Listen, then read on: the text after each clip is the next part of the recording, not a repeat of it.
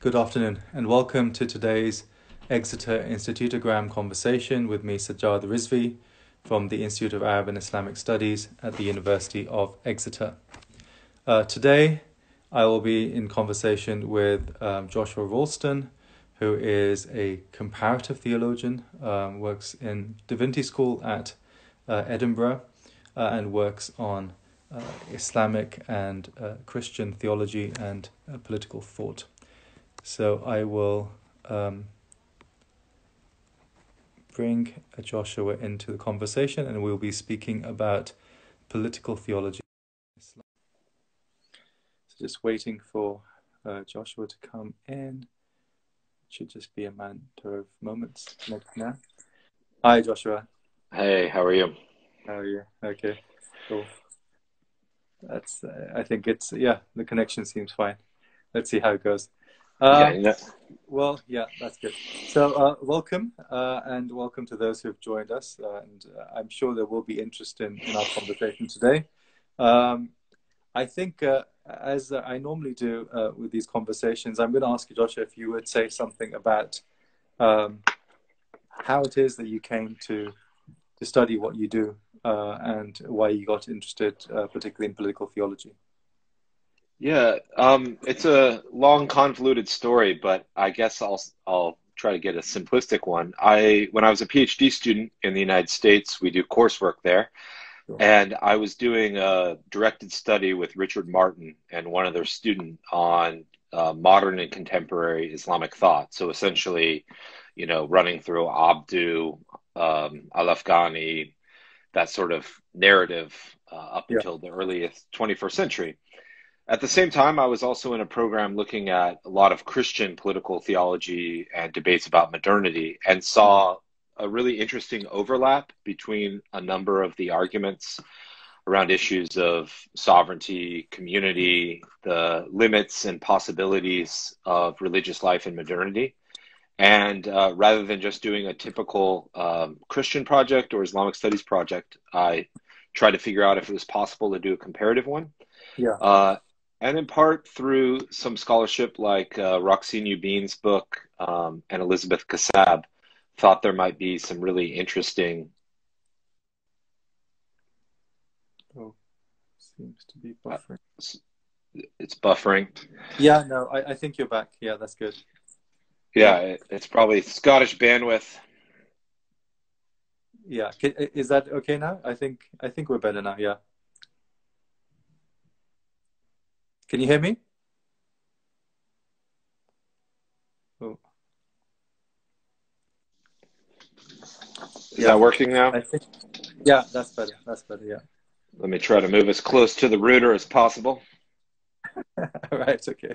Yeah. So, cool. I thought that there were some interesting possibilities for reframing debates about secularity, about sovereignty, about modernity. And as someone who writes as a Christian theologian, that there was real serious challenges that the Islamic tradition was presenting to Western forms of Christianity that I thought needed to be taken seriously. Right. Okay. So that's sort of the backdrop. It was, like many things happen in the classroom and through a book. And no one along the way told you this is a really bad idea because you'll never get a job? No, actually, my PhD supervisor said, with an expletive, no one really cares about another white Christian theologian writing about a German philosopher. So if you actually want to engage in the Islamic tradition, you got a much better chance of getting a job. Okay. Yeah. So it was actually the opposite.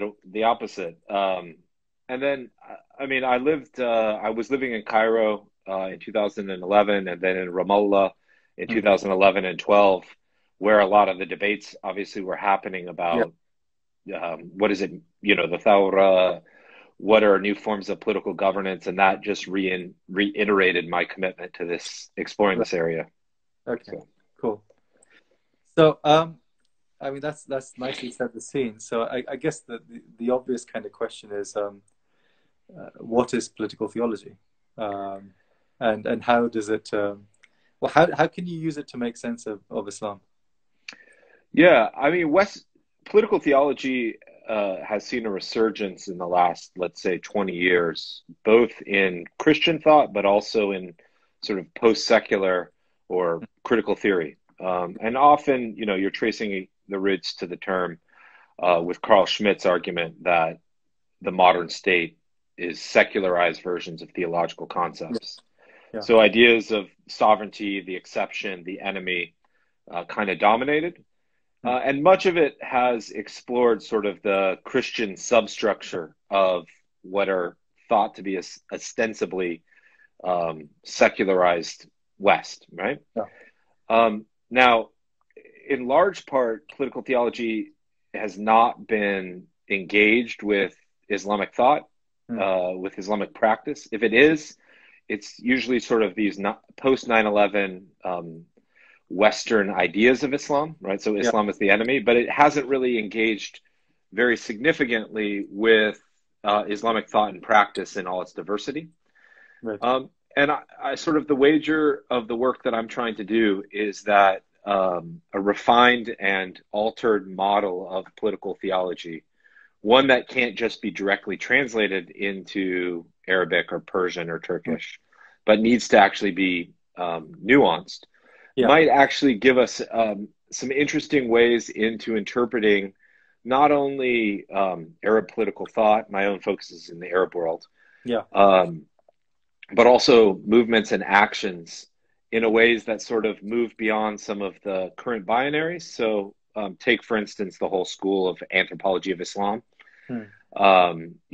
Assad, Mahmoud, Noah Solomon, and others. It offers some really important critical resources about constructions of religion and politics, but by and large, with a few exceptions, doesn't actually engage much with the actual structure of debates in the Arab world about these issues in the 20th and 21st century. And I think political theology might be a way that we can sort of get in between this, taking seriously some of the critical theory debates that that anthropology of Islam offers, but also engaging with the thinkers and the ideas in a more substantive way. And I think just one final note, one of the things that political theology might do, and one of the things that a colleague and I are working on, a Cambridge companion for this, is that it offers a new way to read Islamic studies debates about Islamic political thought on the one hand. So what are some new categories?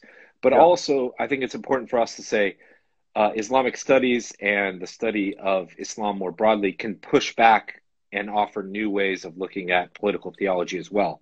So there's a mutual challenge that we hope will happen in this project. Right. No, I think that's really interesting, because often, as you know, what happens is you get certain concepts which are usually drawn from the study of the Christian traditions, and kind of foisted upon the study of Islam, and usually what that involves trying to find some sort of cognate idea. And it certainly seems that a lot of this has been very much on this question, has been focused on this question of sovereignty. So, anyone who starts writing an article on, say, Hakimiyya is saying, well, this is a political theology. Exactly.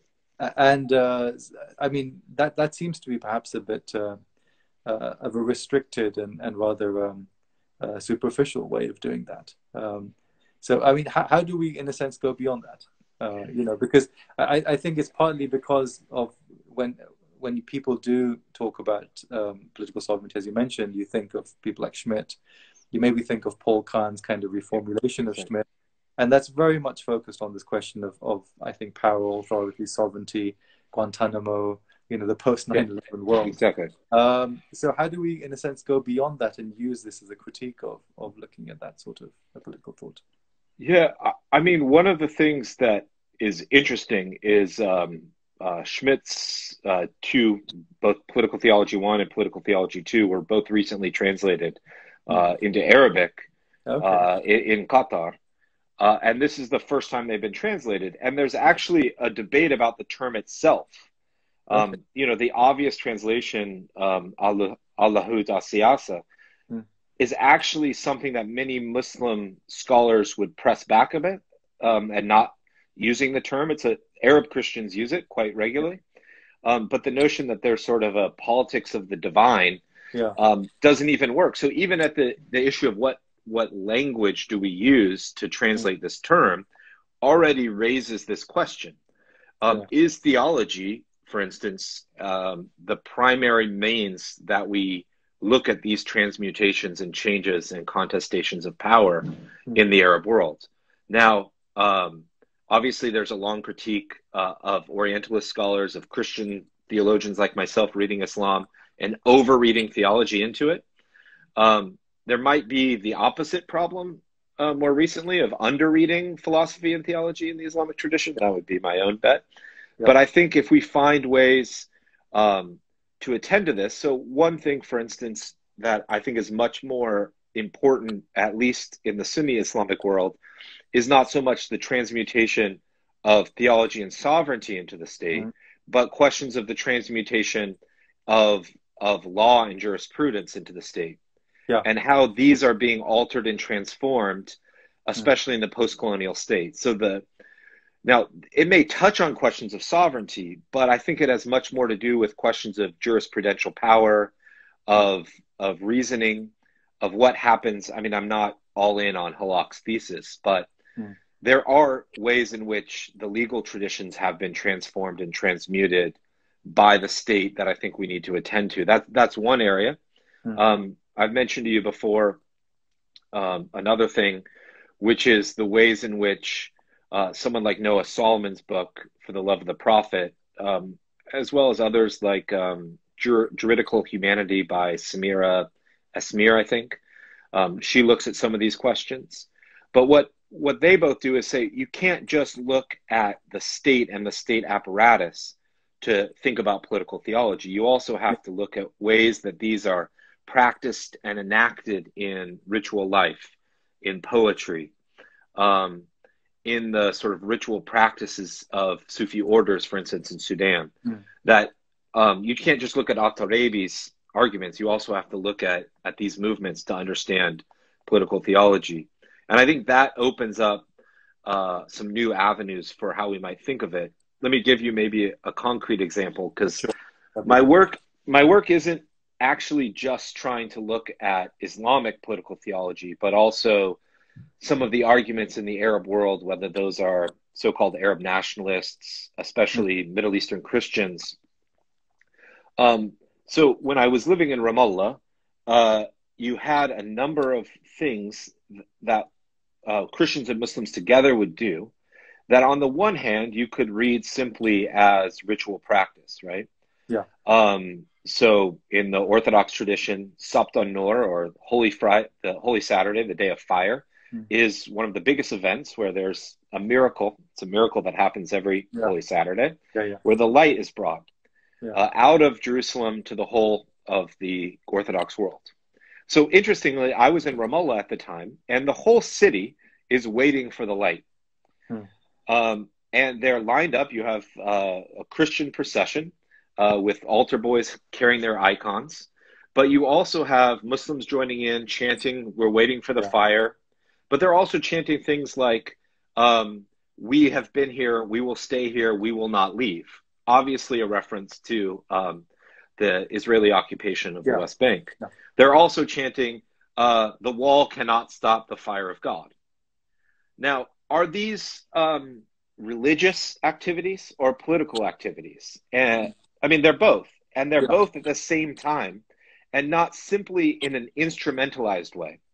And I think one of the things that political theology is able to do is to sort of resist binaries that either instrumentalize religion, you know, they're using religion for political aims, or sort of boils it all down in certain ways. So one of the things that I like about political theology is it's able to recognize the dynamism of and porous borders of what we define as religion or politics. But it also, I think importantly, allows us to attend to what are some of the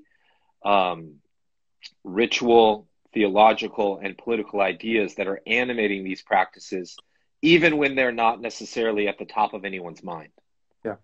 No, no, I think that's really interesting, especially because, I think you've indicated this potential problem that you could read this as merely a politicization of religion Right, or theologization of politics. right, But of course, that has a certain type of focus on formal institutions of power, right. um, and and especially in various places where formal institutions of power are not terribly useful ways of studying those societies. You'd have to find other kinds of things, and certainly the focus on practice seems to be a very reasonable one. I mean, I was thinking actually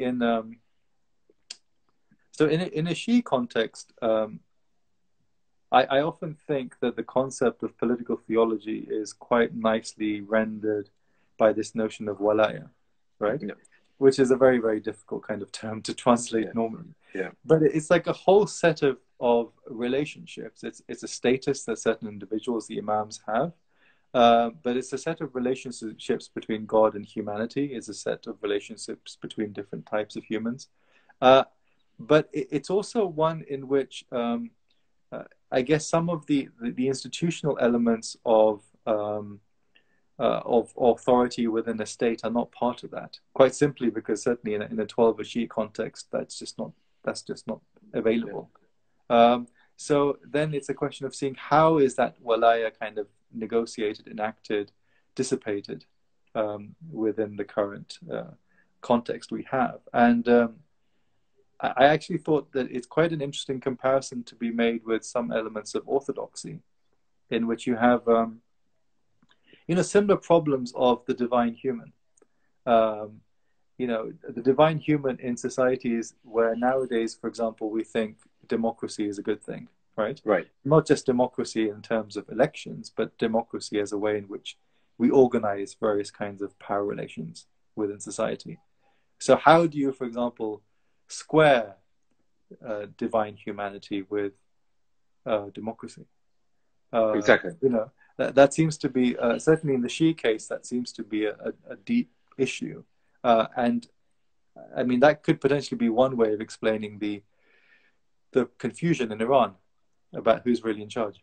Yeah, yeah, You know, yeah. this kind of problem of how do you fit those two concepts together. That's just me kind of thinking aloud Yeah, alongside what you were I mean, saying. yeah, Yeah, I mean, as my own work is focused much more primarily on Sunni Islam, mm, in part because I know the tradition much better.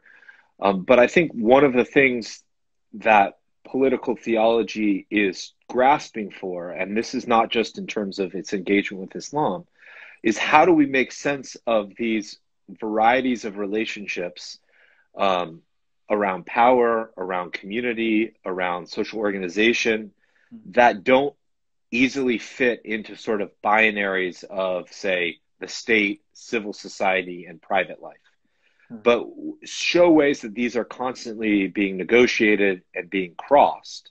mm, Um, Even as we recognize that a lot of these traditional institutions have been transformed in really powerful ways, yeah, in the 19th, 20th, and 21st century, not just with secularization, which is mm, often part of the issue of political theology, but of acts of colonialization, of the increasing centralization of power, mm, of the ways, for instance, that places of religious authority, for instance, like, again, to use an Egyptian example, like Al Azhar, mm, are now deeply intertwined with national power, with the state, but even have pockets where that is resisted and is outside of the control of the state.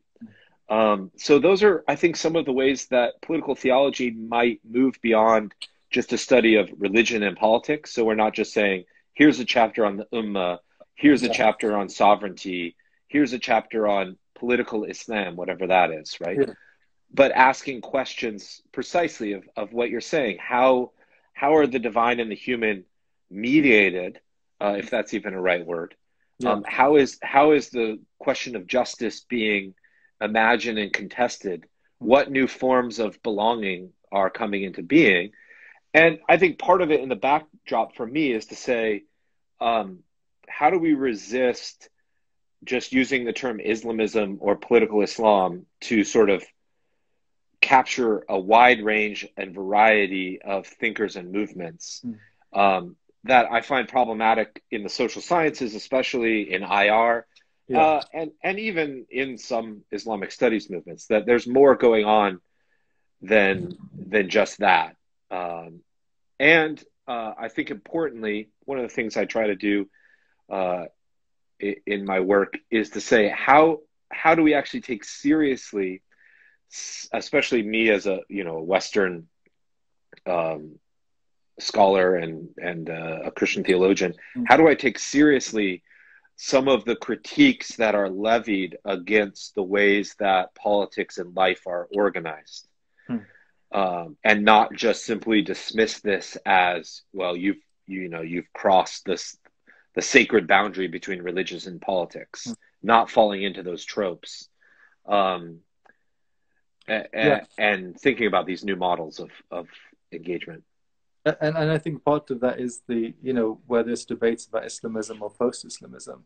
It seems to me these are very kind of these are approaches by social scientists who really don't want to touch any element of religion or theology.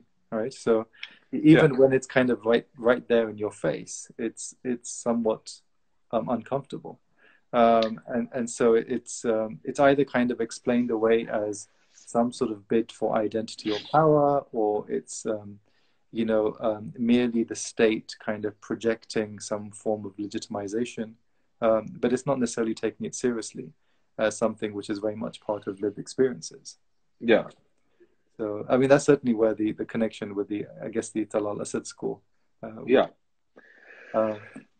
Yeah, I mean, I wrote sort of a programmatic short essay called Political Theology in Arabic for Political Theology, the journal, which is trying to set out some of these questions and some of these arguments.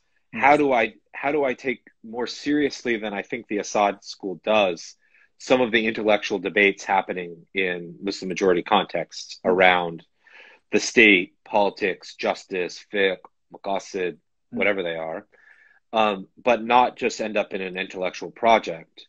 And I think for people like Elizabeth Kassab's book, Roxine Ubin, they're sort of pushing in this direction in arguing that there is more possibilities for these kind of constructive dialogues. I mean, this is an anecdote, but we had a Kuwaiti student who came here who wanted to study, the last 10 years, the transformation in sort of Ikhwani related groups of their essentially political ideology and political theology, and really do a textual study. But the IR people essentially said, no, that's not where the interests lie.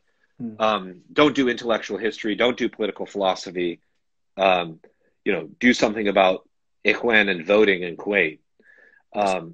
Because that can summarize why people are drawn to the Brotherhood. And what he was trying to say is, I mean, he didn't want to call it post-Islamism because he thinks that that's biasing it a little bit toward the Christian. You have secular and post-secular. But what he was interested in, what are new ways of thinking about sovereignty, about civil society that takes seriously the critiques of Qutb, Maududi, and others, but also look at the failures of democratic methods on the one hand to gain power and enact justice, but also are very wary of the sort of more jihadi takfiri turn. Is there space between those options? And this is what he's arguing some Moroccan and Kuwaitis are trying to think about. But whether there's space in Islamic studies, or in this case, an IR program, is contestable. No, I think that's fair enough. By the way, if anyone has any questions or any comments, please do sort of put them in and I'll try and find them. I think there were a couple further up, but I might have missed them. I mean, I see this one there's a concept of divine sovereignty based on Tawheed, divine sovereignty in the 79 Constitution. in Iran that Yeah. someone's referencing. I mean, that one of the things in my book, which is a comparative study of law in Christianity, I mean, it's mostly a Christian theological engagement with the question of Sharia. Yeah. But I mean, one of the things, there is this huge debate about sovereignty that I think is much more interesting. Mm.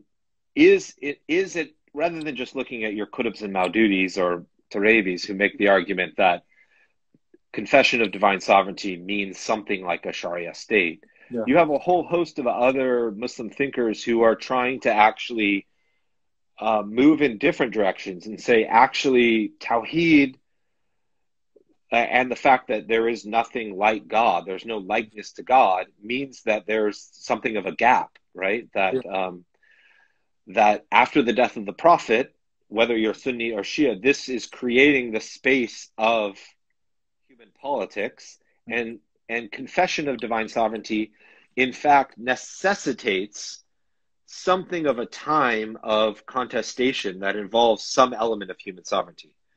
And to deny that human sovereignty, according to some of these thinkers, isn't to deny Tawheed and divine sovereignty.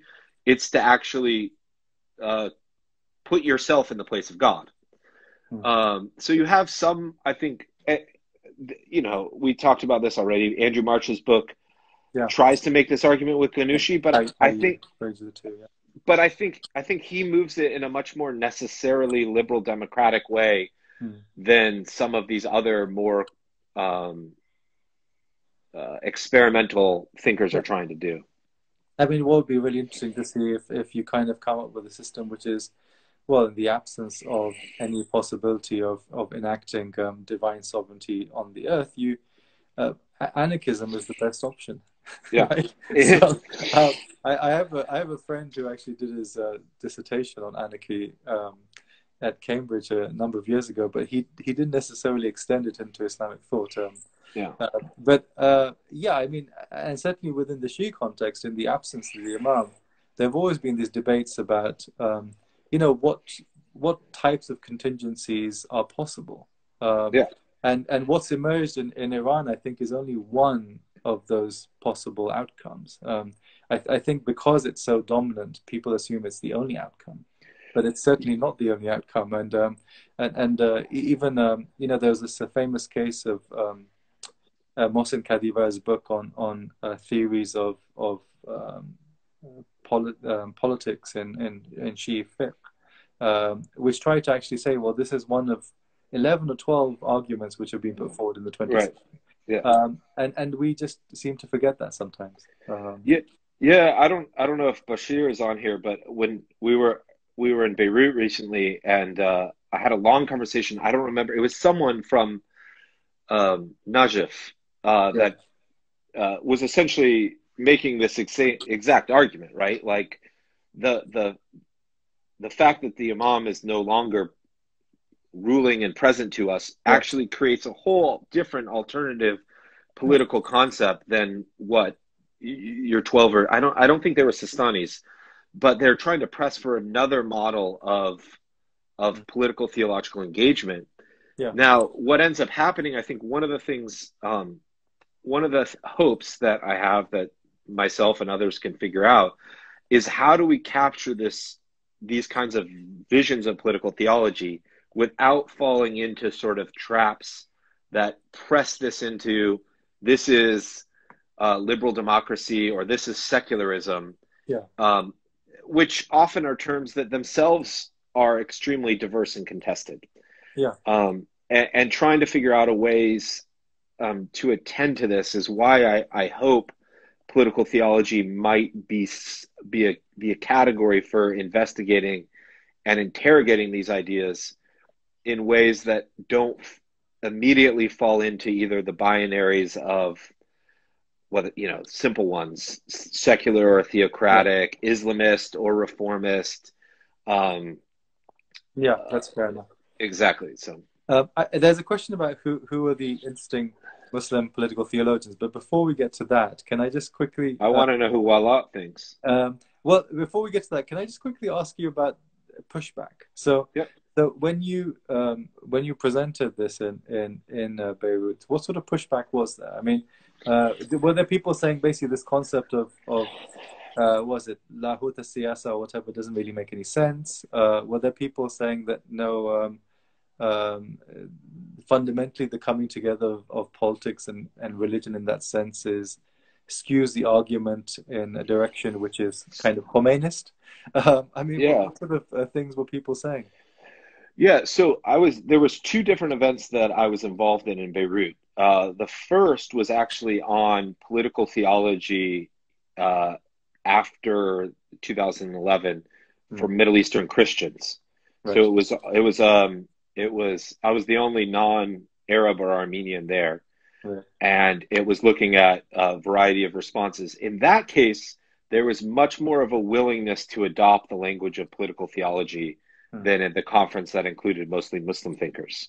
right. Now, they asked, what does it mean to translate? In their case, not Schmidt, but what is called New Political Theology, the German theologians writing after the Shoah. So Yeah. Johann Baptist Metz, Jürgen Moltmann, are Mm, these tools that we can think afresh? yeah. And when we do, what does it mean to be a minority tradition in a sectarian political situation? Yeah. So that there wasn't as much pushback in that camp. Now, when we had the conference at AUB, you had a number of people pressing against the term. Mm, I would sort of categorize it in a number of ways. We had um, a group of Western Muslim scholars, I won't name names, who have written things on like the caliphate or mm, Islamic political thought, who think that the term political theology is inherently Christian mm, and inherently conservative, right. and just doesn't apply to Islamic political thought. You had another group, often Sunni Lebanese, who thought it skewed the situation in a Khomeiniist and Qutbist way, Right. and that it so prioritized Islamism that it couldn't take seriously the legacy of the Nahda Mm, and Islam Arab nationalism. yeah. I I think that's an interesting argument. I am putting in a grant application as we speak to try to read the Nahda alongside these thinkers and not separate from them, because I think political theology can account for that, and I think Yeah. it's a problem. And then you had a group of thinkers that were genuinely amenable, but wanting to figure out how does this, how might this work? There was actually much more pushback, to be honest, about the Assad school and Saba Mahmoud than Right. there was about political theology. Okay. Interesting. Uh, and But that might have to do with different kinds of politics of the field, which yeah, maybe play there as well. well, I think in that case, this was mostly from Arab, both Egyptians and Lebanese, uh, who felt that that the focus on the state was a Western fixation Mm, that didn't account for the reality of either Coptic practices or Islamic Muslims, Islamic feminism in the region. yeah. But yeah, But I think I mean one thing you indicated, and I had this conversation of course with Carol as well, is that it seems that when one looks at kind of contemporary thought, there is this massive divide between those who do Arab thought and those who do Islamic thought, so to speak, right, right? right, And people don't tend to read each other's work. yeah, So you mentioned Elizabeth Kassab, but I mean I don't know very many people who work on contemporary Islamic thought who necessarily engage with her, yeah, even though she does a very interesting job of bridging it. But at the same time, they wouldn't think necessarily about reading, for example, the New Arab Left yeah, and Hossein Mroua's. I mean, Hossein Mroua's work is extremely interesting. yeah, Not just because he's a significant Marxist right. theoretician, but because it has lots of implications for how we study Muslim societies. Um, Yeah, and I mean, you could even extend this to um, Middle Eastern Christian, both thinkers and practice. So figures like Joachim Mubarak, George Khudr, yeah, or others who they themselves are engaged in what they consider a broader, to anachronistically use my category, a broader political theological debate about the future of for them, the Muslim societies, in which they're one part alongside Islamist, leftists, nationalists. But those fields of inquiry are very much divided off, right? Yeah. So you study the Nahda, or you study Arab thought, but you don't study Islam. So I think one of the things that I find daunting about political theology, but also helpful, is that it provides a methodological framework that can bring some of these conversations together. Yeah. And which is why we're starting with, Cambridge Companion and some readers rather than individual texts, because I mean, this isn't even to get into debates in Turkey or West Africa or Southeast Asia, which could also be engaged. My linguistic limitations mean I stick to the Arab world. Right. So I mean, coming back to Wala's question, so in terms of the reader, who will you include?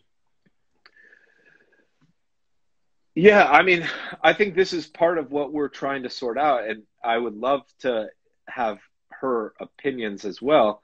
Right. I mean, I think there's some interesting thinkers in Morocco, which I know less about than I do the Levant.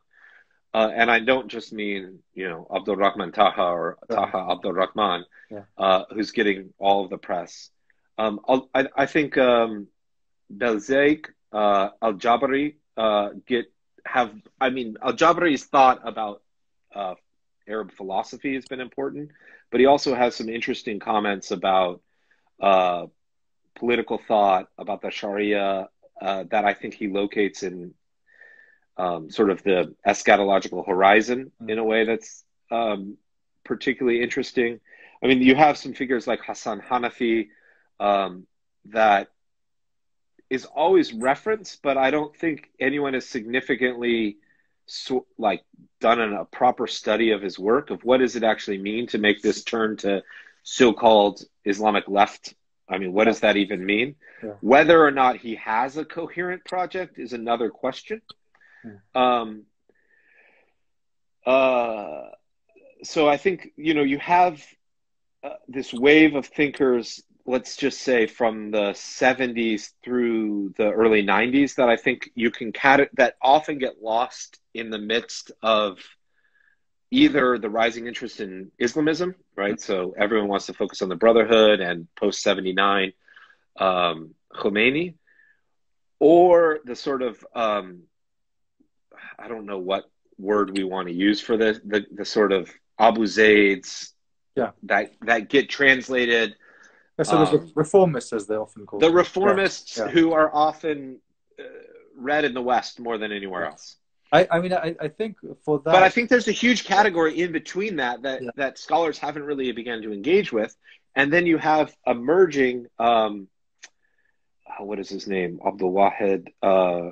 You have emerging some figures, and I mean he's not a political theologian, but Azmi Bashara, who is a Palestinian Christian, has written a long history of secularism in Arabic, 2 volumes on religion and politics, that I think would be a really interesting book to read alongside something like Charles Taylor's Secular Age or Gillespie's The Theological Origins of Modernity, because he narrates some of these same stories about the Reformation, but includes in a much more interesting way the realities of colonialism, of Arab nationalism, of political Islam, that I think would complicate these debates about secularism in new ways.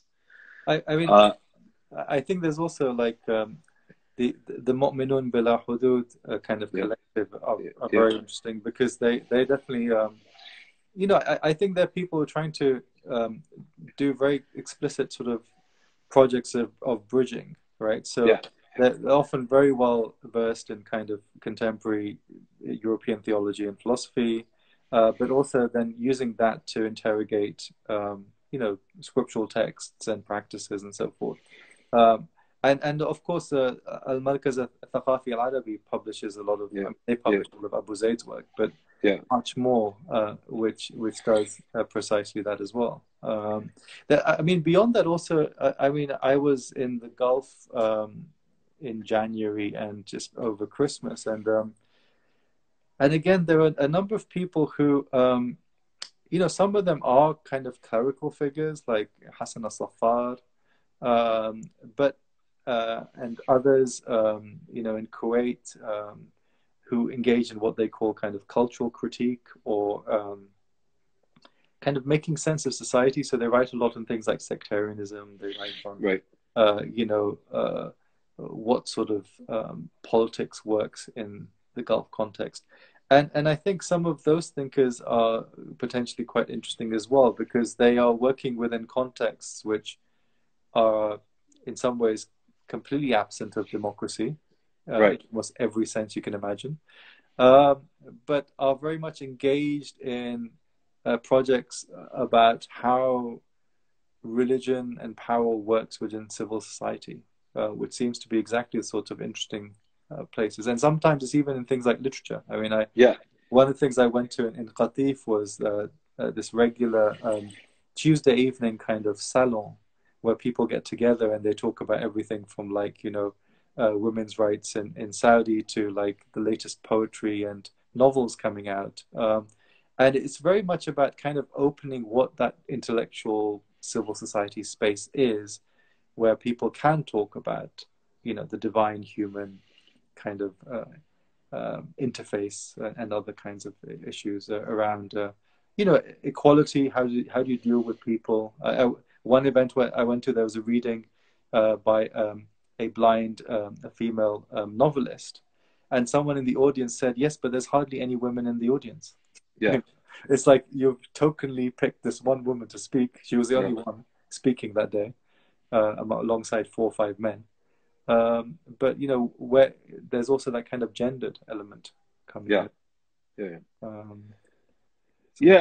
I think, one of the difficulties of doing this kind of research is precisely that. You have thinkers and movements that are not necessarily, especially in Western scholarship, are not necessarily discussed. And you can see how trendy Islamic studies thinkers are. Like, at least me, and I'm not saying I'm the only person, but my main area of interest is 20th and 21st century sort of Arab political and theological thought. And you barely heard of Abdul Rahman Taha until suddenly Halak is writing a book about him. That's true. And now you're going to see a bunch of work on this. And in the process, you have a whole host of other figures who are not engaged, whose thinking is still very much on the margins, partly because of language. But then, as you also said, and I found this to be the case when I lived in Ramallah for 2 years, you have a lot of this political, theological thinking happening, not necessarily just in printed text, but in circular debates and poetic readings. At least in Ramallah, this is 2012, what you often had happen in a number of these intellectual and public gatherings, at least that I saw, and this is what I'm really trying to figure out, is a sense amongst a number of people of trying to sort out some possibility, in their case, that wasn't Fatah or Hamas, that found a way of imagining political and theological action in Palestine that took seriously what they thought about Hamas in terms of the resistance, but didn't fall into the conceits of power or a whole host of other things. And there was a grappling for a way to engage, in this case, the Islamic tradition that was outside of those two options, but they're still trying to sort out what this would mean.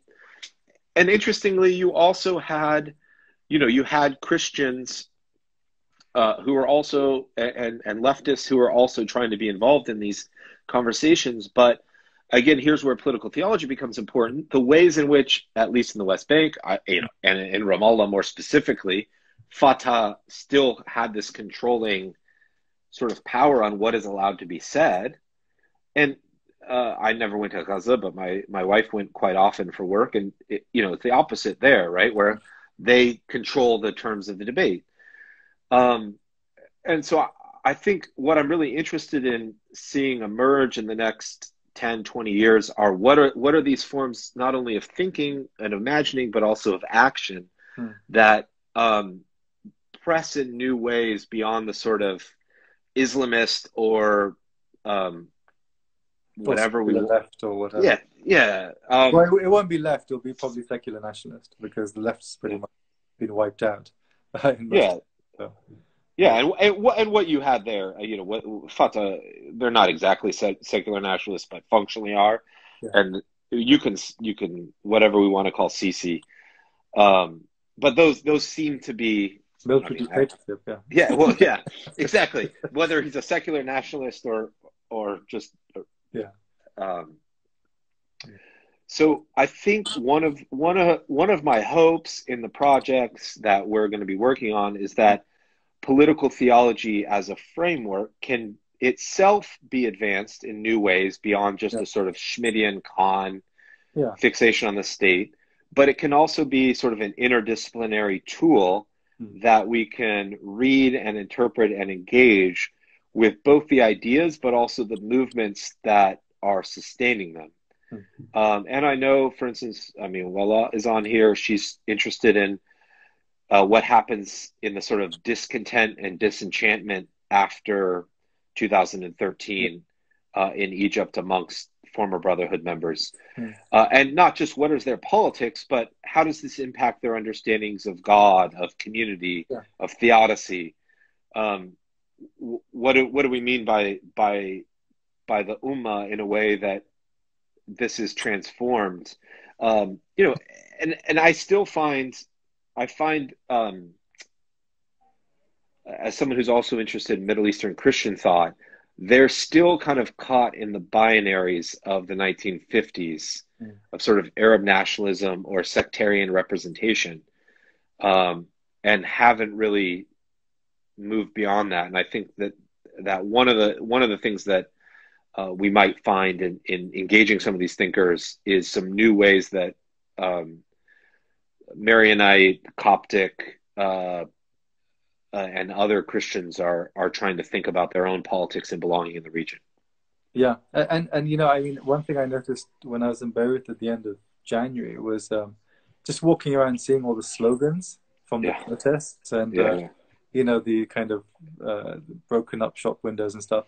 There were lots of really interesting things. One was which windows were broken, which ones weren't, depending on how they saw them. But also, the graffiti was kind of all sorts of stuff. There was plenty of religious kind of symbolism and concepts in the graffiti.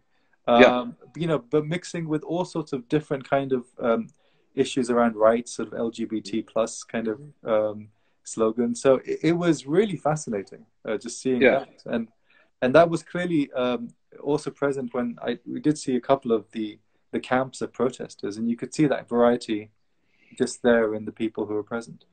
Yeah, I think that's a really helpful. I think this whole project is sort of haunted by the 2 years that I lived in Egypt and Palestine, and in part it's trying to give an account of what I witnessed and saw. Right. So how do you make sense intellectually, or not make sense? How do you properly analyze, engage, and conceptualize things? In Tahrir, where you have your most leftist, well, not most left, very secularized Egyptians, probably many very wealthy, alongside Coptic Christians, alongside what are clearly very Salafists, protesting against sectarian violence, and intermingling, as you're saying, religious chants, rights chants.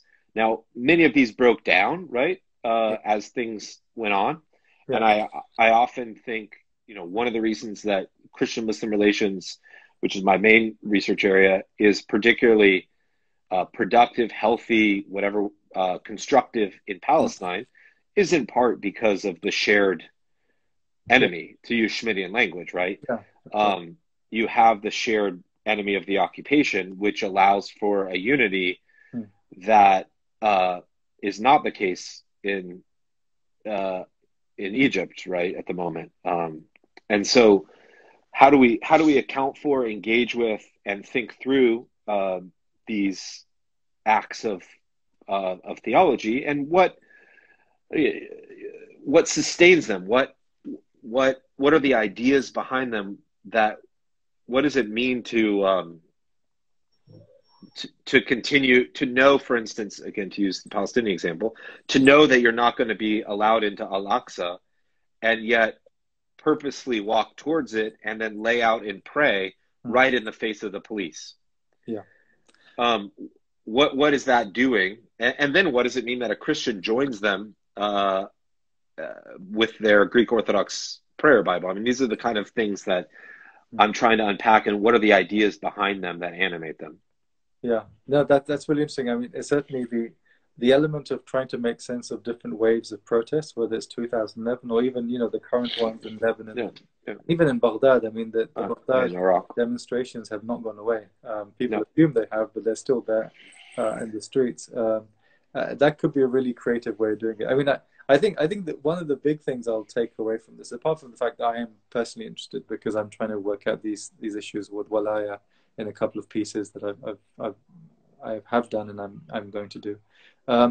It's that really, in some ways, we are, despite all sort of negativity, I think Islamic studies is actually in a very good place. Quite simply because there are a lot of people making, including yourself, doing very interesting things and saying, well, let's look at it from a different perspective. Let's try and see what different mechanisms and tools we can use to make sense of this phenomenon that we're studying, which we call Islam. And I actually think that means that the field is actually quite vibrant and exciting, and it's not stagnant in ways which perhaps, some people have suggested that it is. So I think that's certainly for me, that's a big takeaway. And I certainly look forward to reading the reader, using the reader, of course, in classes. I can imagine using that in my MA class very much. So good luck with that, and I hope to see that soon. And thank you, of course, for this conversation. I'm just going to, I think it's useful to wind it up. It's been quite a while. You probably need to get back to more important things. And I've got to do a bit of firefighting here as well. Exactly. So, children. Thank you. Yeah. Thank you, Joshua, once again. Thanks so much. Thank you for those who were listening in and made comments. Apologies if I didn't get to all of the comments and questions, but I will be uploading this video on our YouTube channel, and we're getting quite a lot of interesting sort of traffic from there as well. So thank you for watching this. I'll be back.